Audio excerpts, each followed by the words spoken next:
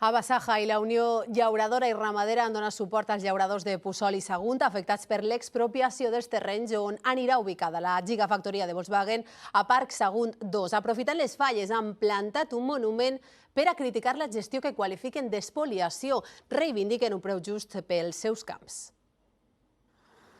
Sí a la gigafactoria de Volkswagen, però no a costa dels llauradors. Ha sigut el lema de la falla que han plantat a Puçol les associacions d'agricultors. Reivindiquen que mos paguen el que diu el xurat del justipreu. Alguns dels 800 propietaris dels terrenys van acceptar les primeres indemnitzacions al voltant dels 10 euros el metre quadrat. Per a d'altres no és suficient. Y que viven de ser llauradors tienen que comprar estos terrenos para mantener el mis de vida. Nos pasamos la vida mirando al cielo y sufriendo por la tierra, y ahora que podía aliviarte un poco, nos parece que es muy injusto. Segons els llauradors, el jurat provincial d'expropiació va proposar que el metre quadrat tinguera un valor de 20 euros, però l'empresa que gestiona els terrenys, espais econòmics empresarials, no accepta estos preus i els llauradors han sigut demandats. Un càrrec que té que assumir el llaurador d'abogats, procuradors i la justícia és molt lenta. Les protestes, diuen, continuaran si no arriben a un acord amb la Generalitat i recorden que les expropiacions de Parc Sagunt 1 es van pagar a 30 euros el metre quadrat.